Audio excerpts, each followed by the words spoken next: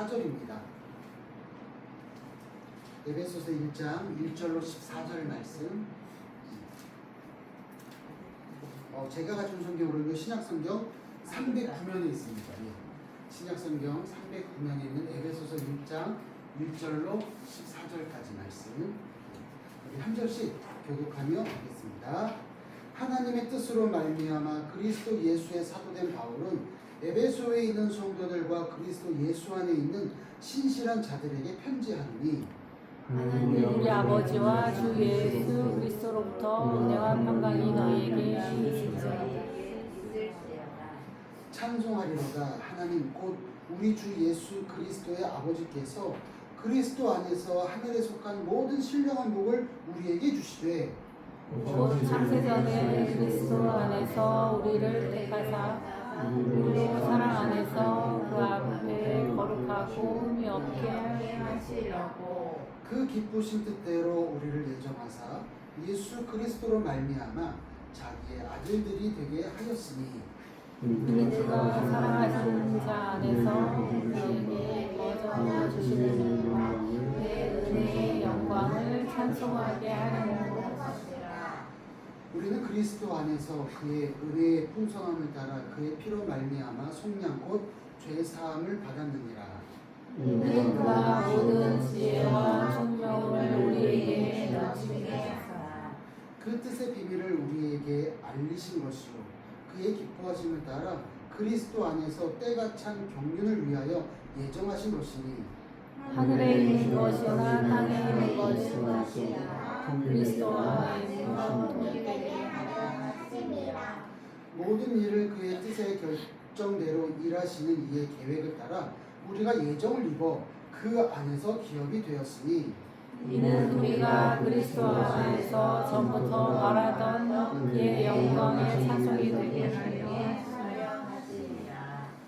그 안에서 너희도 진리의 말씀 곧 너희의 구원의 복음을 듣고 그 안에서 또한 믿어 약속의 성령으로 인치심을 받았으니 이는 우리 기업의 보전이 되사 그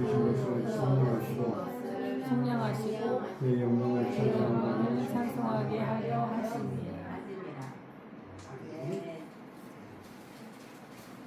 저희가 지난주까지 약 한 13주에 걸쳐서 야고보서 말씀을 저희가 봤고요. 이제 이번 주부터는 이제 에베소서 말씀을 저희가 이제 보게 됩니다. 지금서부터 또 이제 에베소서 말씀을 통해서 펼쳐지는 그 하나님의 은혜와 그 경륜을 우리가 또 한번 누리실 수 있기를 소망합니다.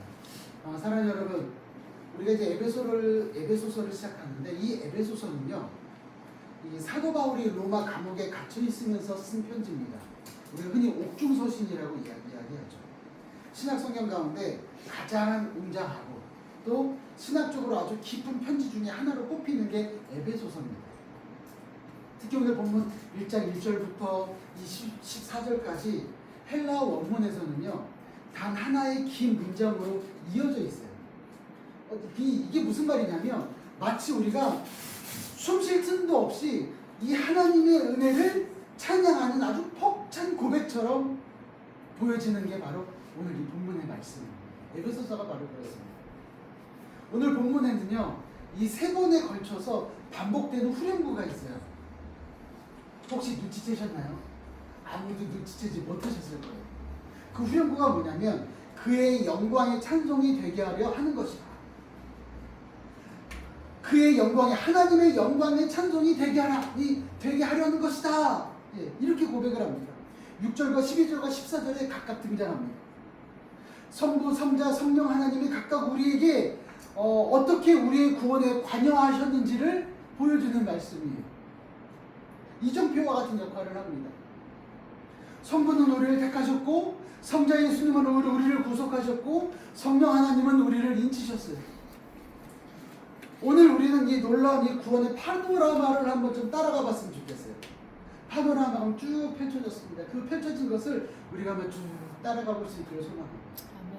첫 번째 우리가 그 파노라마가 어떤 것이냐면 그리스도 안에서 하늘에 속한 모든 신령한 복이라는 거예요. 여러분, 그리스도 안에서 하늘에 속한 모든 신령한 복. 바울은 인사말을 하자마자 곧바로 찬양으로 편지를 시작합니다. 어떻게 해요? 찬송하리로다. 하나님 곧 우리 주 예수 그리스도의 아버지께서 그리스도 안에서 하늘에 속한 모든 신령한 복을 우리에게 주시되. 여기서 주목할 표현은요, 모든이라는 단어예요. 모든. 어떠한 신령한 복도 빠짐없이 이미 우리에게 주셨다는 거예요. 이 찬송하리로다라는 이 뒤에 나오는 복은요, 율로기아라는 이 단어인데 이 두 단어가 합성된 거예요. 그래서 이 율이라는 단어, 율, 이게 바로 좋게라는 뜻이에요. 그 다음에 이 로기아가 이 로고스인데 말하다. 그러니까 여러분 두 개, 좋은, 좋게, 그리고 뒤에 말하다 합성이 되니까 이게 무슨 말이에요? 예, 여러분 제 설교가 어렵지 않습니다. 좋게라는 단어와 말하다는 단어가 합쳐지면 뭐예요? 좋게 말하다. 예, 여러분 이 복이라는 게 좋게 말하다라는 뜻을 가지고 있다는 거예요. 참 재밌지 않아요? 하나님은요, 하나님을 향한 우리의 찬송과 하나님이 우리에게 주시는 복이 이 같은 어근을 포함하고 있다는 거예요. 같은 거예요. 하나님이 우리가 하나님을 찬송하는 것, 하나님이 우리에게 주시는 은혜가 어근이 같아요.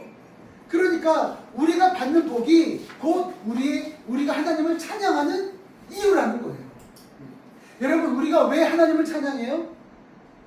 그냥 하나님이시니까, 하나님이 우리에게 찬양하라고 명령하셨으니까, 또 우리를 그렇게 창조하셨으니까. 맞아요. 그러나 오늘 이 본문에서 보니까 하나님이 우리에게 주셨다는 거예요. 그 주셨기 때문에 그것으로 말미암아 우리가 하나님을 또한 찬양할 수 있다는 거예요.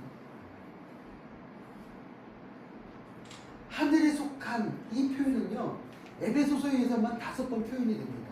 아주 독특한 표현이에요. 에베소서에서만 나옵니다. 이것은요, 죽어서 가는 이 미래의 장소를 찬양하는, 천국을 바라보는 것이 아니라, 그것만 바라보는 것이 아니라 그리스도 안에 있는 성도들, 즉 우리가 이미 하나님의 나라 가운데 속해 있는 영역을 실제적으로 말씀해 주고 있는 거예요. 그러니까 여러분, 하나님의 은혜를 받는 사람은 어떤 사람이라는 거예요? 그리스도 안에서 이미 천국을 누리고 있는 사람들이라는 거예요. 그 사람들이 어떻게 한다고요? 하나님을 찬양한다는 거예요. 여러분, 이게 놀라운 은혜 아니에요? 하나님을 찬양하는 사람들이 어떤 사람이라고 반대로 얘기하면 그리스도 안에서 천국을 누리며 경험하는 사람들. 바로 찬양한 사람들이 이런 사람들이에요. 우리는 이 천국을 지금 경험하며 살고 있어요. 왜요? 그리스도 안에 있습니다. 우리 시온이도 천국을 경험하고 있는 거예요. 왜요? 누구 안에 있어서? 맞아요. 그리스도 안에 있어서 우리가 천국을 경험하고 하나님을 찬양하며 살아가는 거예요. 여러분, 우리는 복을 어떻게 생각해요? 흔히 우리가 생각하는 복은 이 땅에서 누리는 걸로 생각해요. 이 땅에서 잘 먹고 잘 사는 거. 이것이 복이라고 생각해요. 건강, 재물, 성공. 그러나 여러분, 바울이 말하는 복은 이런 재물적인 복이 아닙니다. 이 땅의 복과 차원이 다릅니다. 하늘에 속한, 곧 영원히 흔들리지 않는 복. 여러분, 건강을 우리가 한번 누리면 그 건강이 영원합니까? 아니에요. 여러분, 우리가 재물이 많으면 영원히 여러분 재물이 많아요? 아니요. 재물이 없어지는 건 순식간이에요. 지난주에도 저희가 욥 잠깐 봤지만 욥이 당대 의로운 사람이에요. 하나님이 유일하게 의롭다고 말하는 사람이에요. 동양에서. 근데 동양에서 그가 제일 부자였어요.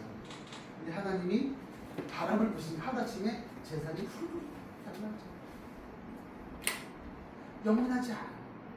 그러나 바울이 말하는 복은요, 흔들리지 않는 영원한 복인 거예요. 그리고 이 복은 미래에 얻을 무언가가 아니라 바로 그리스도 안에 있는 자에게 이미 주어진 현재의 실제라는 거예요. 그 현재 실제가 뭐예요? 하나님의 나라. 하나님의 나라는 누가 들어가요? 구원받은 백성. 구원받은 백성들이 누구예요? 예수 그리스도를 믿는 사람들. 그 사람들이 어떻게 살아가요? 하나님을 찬양하는 살아가는 사람. 그 사람들이 누구예요? 우리. 이 파노라마 두 번째를 한번 펼쳐보면 뭐예요? 창세전에 택하신 은혜. 하나님이 창세전에 우리를 택하셨다는 거예요. 그런데 그것은 거저주는 사람이라는 거예요. 거저주는 사람. 우리 4절 말씀 한번 좀 읽어볼까요? 4절 같이 한번 읽겠습니다. 시작. 곧 창세 전에 그리스도 안에서 우리를 택하사 우리로 사랑 안에서 그 앞에 거룩하고 흠이 없게 하시려고. 아멘. 여기서 이 바울은요, 우리의 구원이 얼마나 오래전부터 또 얼마나 깊이 하나님의 계획 속에 있는지를 우리에게 보여주고 있어요. 여러분, 하나님이 우리의 이 구원이 얼마나 오래전부터 시작됐는지 아세요? 오늘 말씀 보니까 그리스도 안에서 우리를 택하사 곧 제일 뭐예요? 창세 전에. 하나님이 이 땅을 창조하시기 전부터 우리를 향한 하나님의 놀라운 구원의 계획을 가지고 계셨다는 거예요. 세상의 창조되기 곧 이 시간이 시작되기도 전에 하나님은 이미 우리를 하나님의 마음에 두셨다는 거예요. 얼마나 감격스럽습니까? 너무 큰 감격 아니에요? 우리를 마음에 두고 계시다고. 놀랍죠? 택하사라고 나왔는데 이 택하다라는 말은요, 모모에서 밖으로 끌어내다 라는 뜻을 가지고 있어요.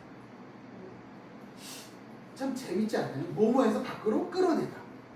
그러니까 여러분 이 말씀 보면 창세 전에 이 말을 그대로 직역을 하면 세상의 기초가 놓이기 전에 라는 뜻이에요. 창세 전에. 그러니까 하나님이 이 땅을 창조하시기 전에, 기초를 세우시기 전에 우리를 끌어내셨다는 거예요.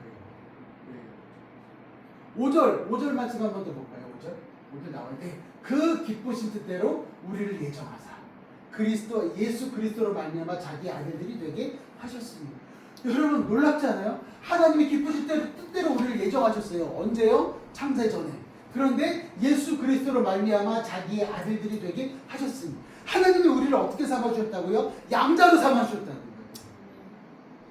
거예요. 여러분 양자로 이 삼았다는 이 뜻을요, 이 양자로 삼았다는 것이 법적인 용어예요. 법률 용어예요 사실은. 그런데 놀라운 거 하나 더 말씀드리면 이 로마법에서요, 이 양자는요 지위가 어느 정도까지 올라가냐면 친자와 똑같아요.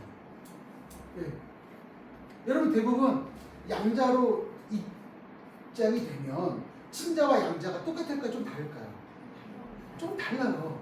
그런데 로마법에 의하면요, 친자나 양자나 지위가 똑같아요. 유산도 똑같아요. 받을 수 있는 자격이 똑같아져요. 친자와 동일한 상속권을 가진 아주 완전한 가족 구성원이라는 거예요. 바울은요, 이 익숙한 법적 개념을 빌려서요, 우리가 하나님의 가족에 임시로 얹혀 사는 존재가 아니라 완전한 상속자로 받아들여졌음을 말씀해 주고 있는 거예요. 여러분 우리가 하나님의 완전한 상속자라는 거예요. 근데 놀라운 이 은혜 아닙니까? 로마서 8장 15절 보면요, 이런 말씀입니다. 너희는 다시 무서워하는 종의 영을 받지 아니하고 양자의 영을 받았으므로 우리가 아빠, 아버지라고 부르짖느니라. 우리가 아빠, 아버지라고 부르짖는다는 거예요. 우리 또 베드로전서, 요한복음 2장 12절 말씀 한번 읽어볼까요? 시작. 영접하는 자, 곧 그 이름을 믿는 자들에게는 하나님의 자녀가 되는 권세를 주셨으니. 베드로전서 1장 2절. 시작. 곧 하나님 아버지의 미리 아심을 따라 성령이 거룩하게 하심으로 순종함과 예수 그리스도의 핏부림을 얻기 위하여 택하심을 받은 자들에게 편지하노니 은혜와 평강이 너희에게 더욱 많을지어다. 여러분 하나님이 우리를 양자 삼아 주셨는데 양자의 영을 받음으로 우리가 하나님을 뭐라고 부른다는 거예요? 아빠, 아버지라고 부른다는 거예요. 하나님을 아빠, 아버지라고 부를 수 있는 거예요. 요한복음 1장 12절에 영접한 자고 그 이름을 믿는 자들에게는 하나님의 자녀가 되는 권세를 주셨다고 말씀했어요. 권세예요, 권세. 권세라는 건 뭐예요? 너희가 하나님의 자녀다. 네. 인정을 받는 거, 법적인 보호를 받는 거예요. 놀라운 사건 아니에요. 법적인 보호를 받음과 동시에 우리가 하나님을 아빠라고 부르고 아버지라고 부를 수 있는 거예요. 여러분 이 택하심의 교리 앞에 우리가 놓지 말아야 될 것이 있어요. 하나님이 우리를 택하신 이유는요, 우리 안에 있는 어떤 특별한 자격이나 조건이 있기 때문에 택하신 게 아니에요. 여러분 사실 우리 옆에 분 살짝 한번 좀 봐보세요. 좀 특별해 보이세요? 네. 좀 우리가 좀 커서 한눈에 안 들어올 수 특별함이 있을 수 있어요. 예. 여러분 사실 우리가 뭐 특별한 조건이 있지 않아요.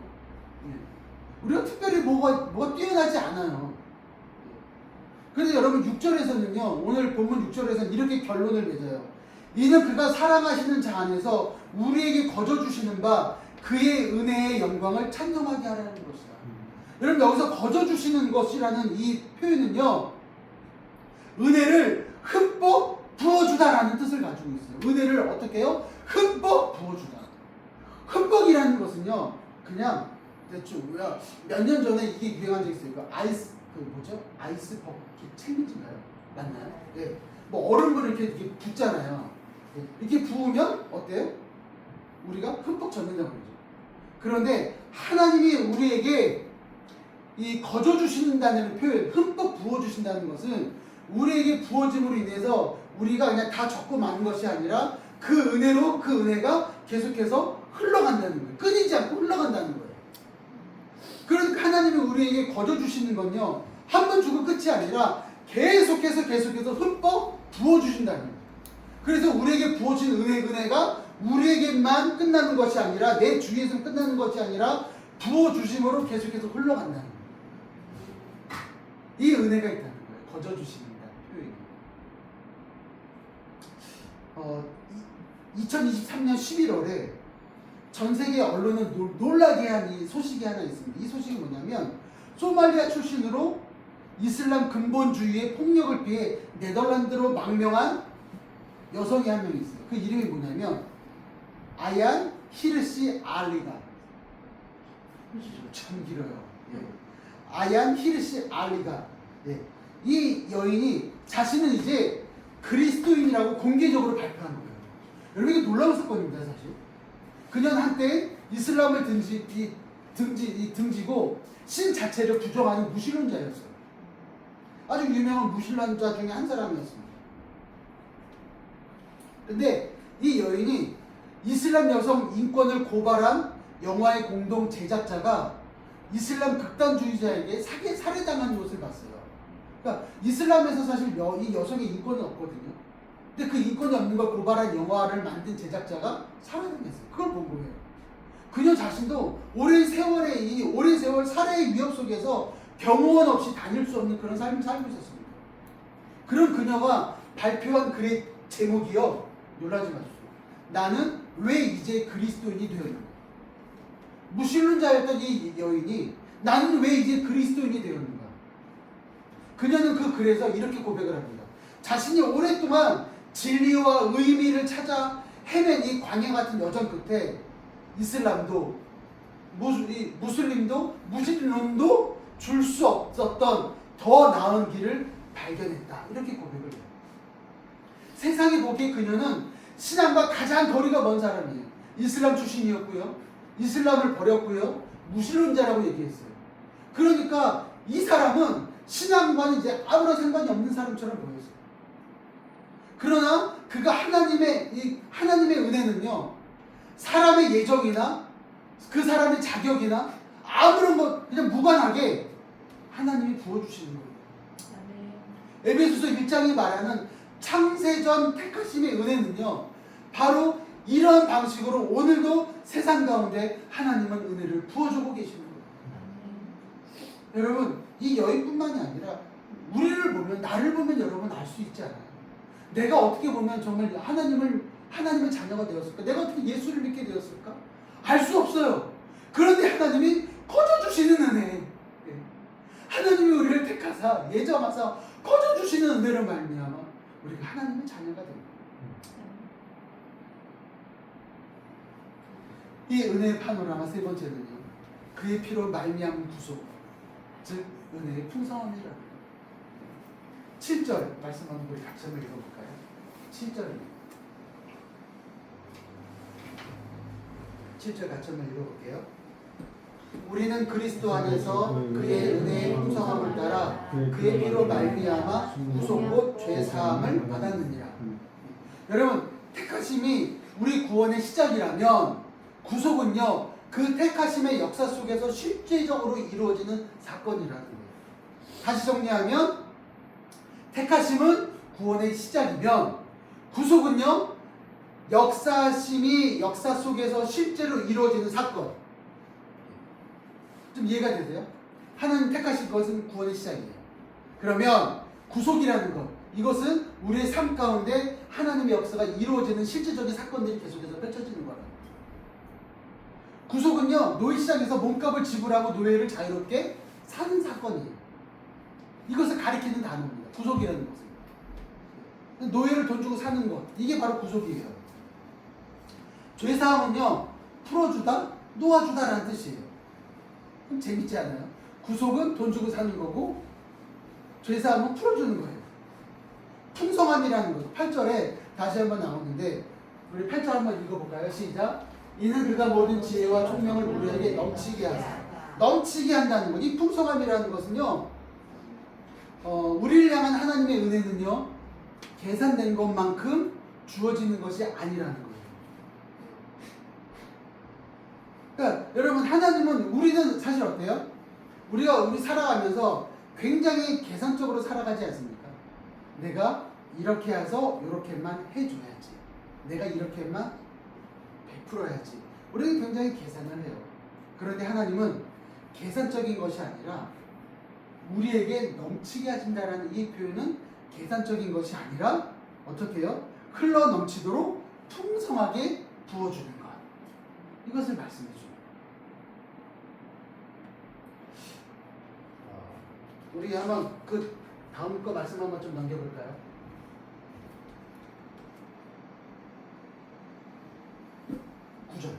구절로만 같이. 구절 아닌데. 제가 읽어드릴게요. 골로새서 1장 1절 14절 보면 그 아들 안에서 우리가 속량 곧 죄 사함을 얻었도다. 또 마가복음 10장 45절에 보면 인자가 온 것은 자기 목숨을 많은 사람의 대속물로 줄여 오셨다 라고 말씀해 주셨어요. 인자가 온 것은 섬김 아들함이 아니라 도리어 섬기려 하고 자기 목숨을 많은 사람의 무엇으로 대속물로 줄여 함이라. 하나님은요, 우리를 구속하셨어요. 계속해서 우리 삶 가운데 하나님의 역사를 계속해서 보여주고 있다는 것이에요. 그것이 뭐예요? 목숨을 많은 사람의 대속물로 주셨다는 거예요. 이것을 계속해서 표현해 주고 있어요. 여러분, 우리는 종종 죄 용서를 어떻게 생각하냐면 그냥 마치 작은 실수 하나를 눈 감아주는 것으로 생각할 때가 많아요. 그렇죠? 그러나 성경이 말하는 이 죄 사함은요, 그냥 단순히 눈 감아주는 것이 아니라 몸값이 지불된 사건이라는 거예요. 몸값이 지불된 사건. 우리를 올가매던 죄의 노예 상태에서 벗어나기 위해서 예수 그리스도께서 자신의 피로 그 값을 완전히 치르셨다는 거예요. 아까 구속이, 헬라어로 이 구속이 무슨 뜻이라고 그랬어요? 노예를 노예 시장에서 돈 주고 노예를 산 것. 이게 구속이에요. 그러면 죄 사함은 뭐예요? 아까 뭐라고 말씀드렸죠? 풀어주다, 놓아주다. 그러니까 여러분, 하나님이 우리의 죄를 용서하셨다는 것은 첫 번째 구속이 있어야 돼요. 그 죄를 사야 되는 거예요.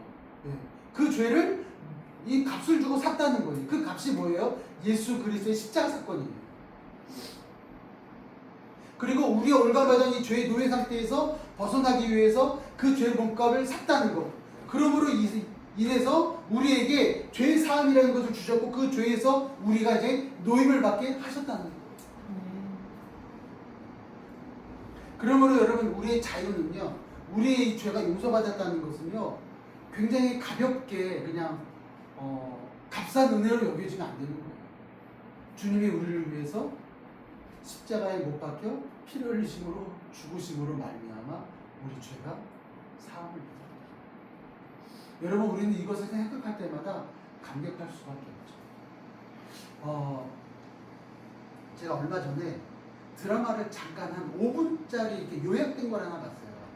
그게 뭐냐면, 여러분도 아마 보셨을 것 같은데, 슬기로운 의사생활. 슬생이라고도 그래요. 젊은 애들은 줄여서 슬기로운 의사생활이라는 이 드라마를 봤는데, 두 아버지가 나와요. 두 아버지가. 한 아버지가 간이 안 좋았어요. 매일 이렇게 술을 마시다 보니 간이 안 좋아졌어요. 그래서 자식이 간이식을 해줬어요. 그냥 해줄 거죠.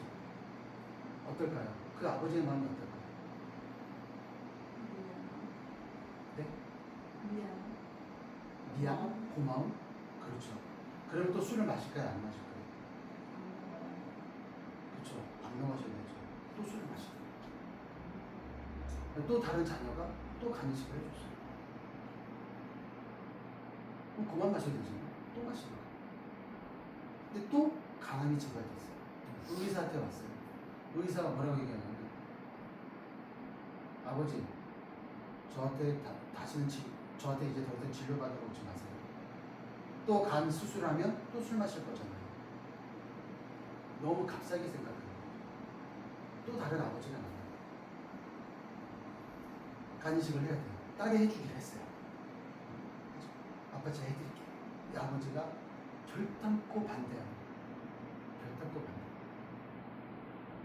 서로 웃는 거예요. 아빠 제가 해드릴게요. 이 아빠 우는 거예요. 안 된다고. 자기는 딸의 간식을 받을 수 없다. 왜냐하면 이 딸이 결혼을 앞두고 있는 거예요.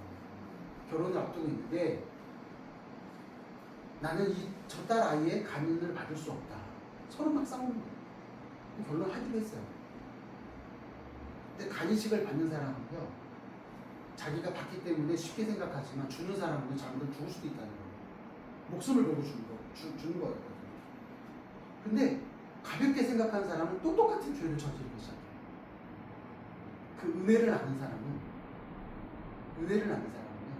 바뀝니다. 하나님은요, 우리에게 그렇게 은혜를 주신다. 9절 한번 보겠습니다. 아까 봤던 9절. 같이 한번 읽어볼까요? 시작. 그 뜻의 길을 우리에게 알리시고 그의 기뻐하심을 따라 그리스도 안에서 때가 찬 경륜을 위하여 예정하신 것입니다. 여러분, 바울은 여기서 하나님의 구원의 계획이 단지 그냥 개인 영혼의 구원에 그치지 않는다는 것을 알 수 있어요. 하나님의 궁극적인 목적은 그리스도 안에서 만물을 회복시키시고 하나 되게 하시는 목적이 있으시다는 거예요. 비밀은요, 신비적인 비밀이 아니에요. 하나님이 정하실 때에 드러내기로 하신 것, 이제는 계시된 하나님의 계획을 뜻하는 거예요. 하나 되게 하신다는 것은 이 흩어지고 깨져 있는 것들이 그리스도라는 그 이름 안에, 그리스도라는 머리 안에 다시 하나로 모이는 아주 중대한 회복의 그림을 보여주는 것이 바로 하나 되게 하심이라는 거예요. 그러니까 여러분, 그리스도, 이것이 바로 이 복음의 스케일인데, 하나님의 이 구원 계획은요, 나 한 사람의 이 구원의 계획으로 끝나는 것이 아니라 그 영혼의 문제를 넘어서 깨어진 이 세상 전체를 그리스도 안에서 다시 하나로 회복시키시는 하나님의 놀라운 은혜의 방편이라는 거예요.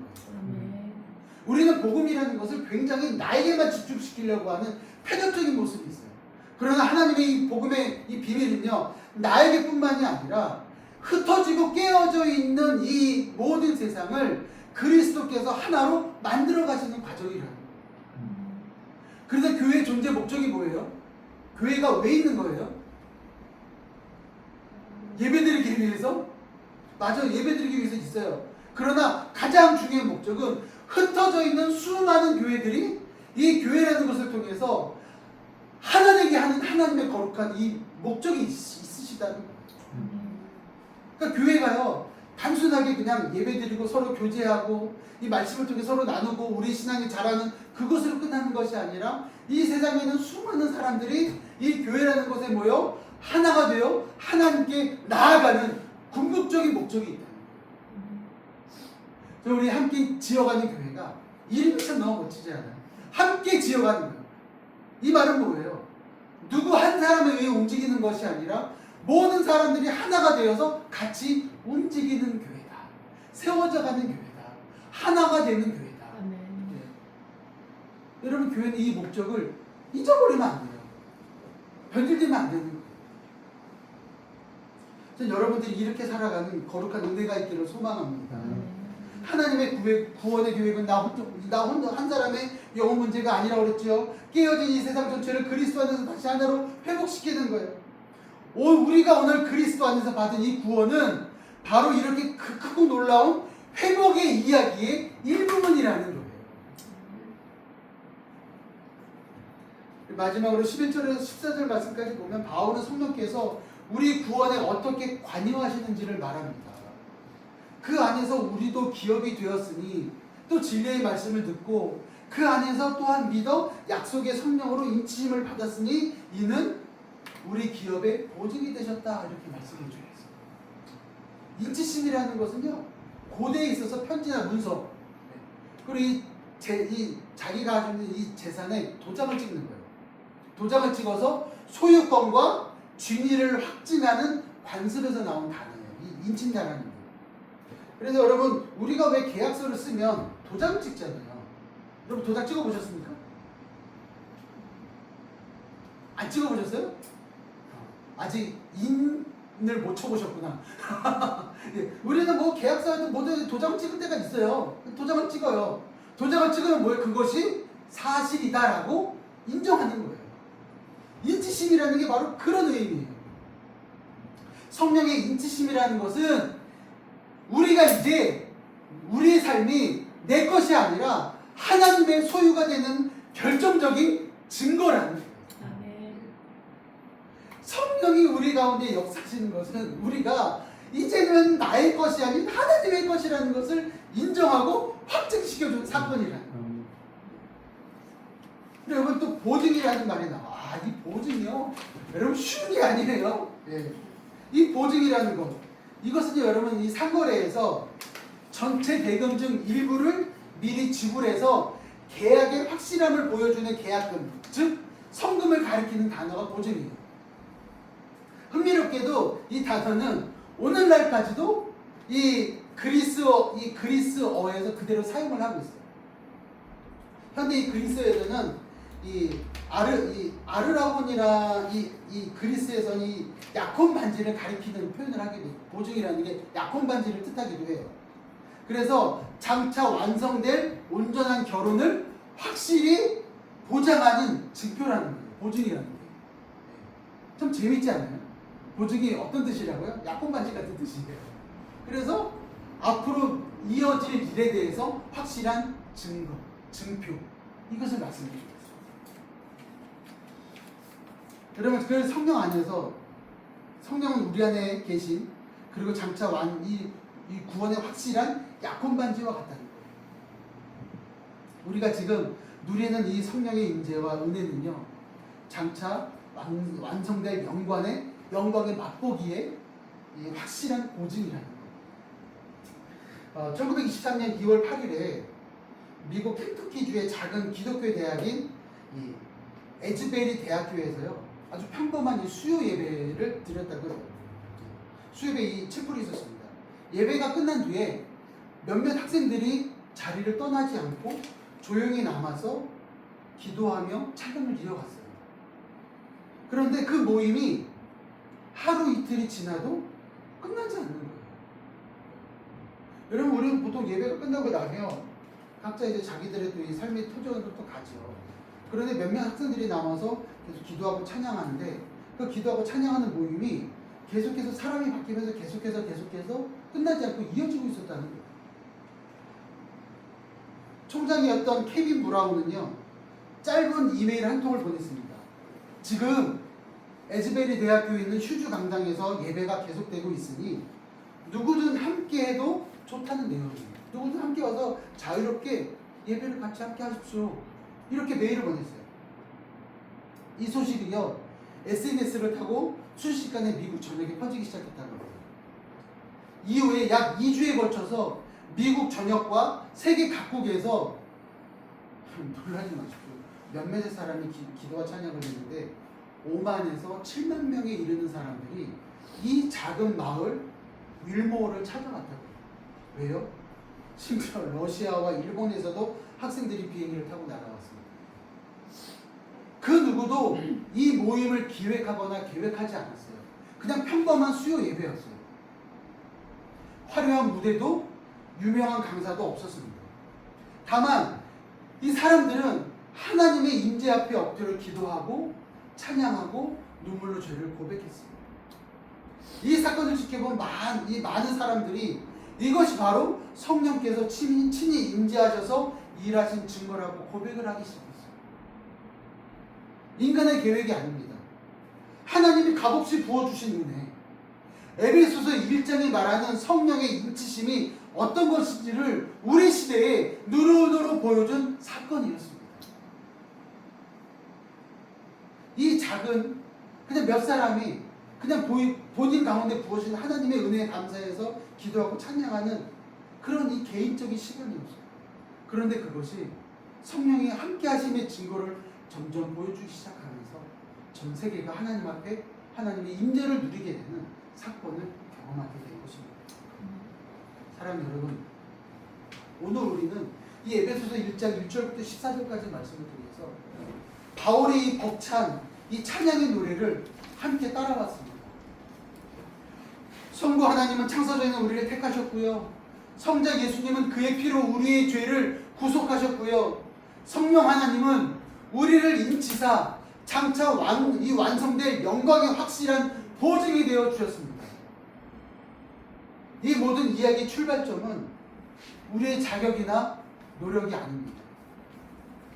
창세전부터 우리를 향해 있었던 하나님의 거저 주시는 사랑, 우리가 세상 가운데 가장 자격 없어 보이는 이 순간에도 하나님의 은혜는요 우리에게 계속해서 부어지고 있는 거예요. 아멘.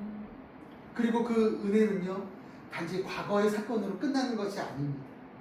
지금 우리 안에 계신 성령을 통해서 우리는 오늘도 그 완성을 향해 한 걸음 한 걸음 나아가고 있습니다. 아멘.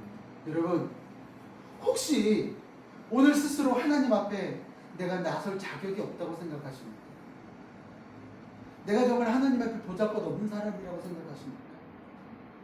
하나님 정말 나 같은 사람을 쓰실까? 나 같은 사람을 통해서 역사하실까? 나 같은 사람을 통해서 하나님의 일을 하실까?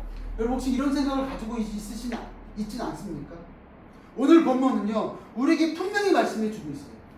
하나님의 택하신 하나님의 사람은 우리의 자격이 아니라 하나님의 은혜, 그분의 은혜에서, 하나님의 은혜에서 시작되었다고 말하고 있습니다. 그러므로 우리는 담대히 이렇게 고백할 수 있습니다. 창세전부터 나를 향해 있었던 그 사랑이 지금 나를 붙들고 계신다. 아멘. 이렇게 하나님은 우리를 부르셨습니다. 오늘 한 주간 이러한 이 복음과 이 능력의 말씀을 붙들고 살아가는 저와 여러분 될 수 있기를 주님의 이름으로 축복합니다. 아멘. 우리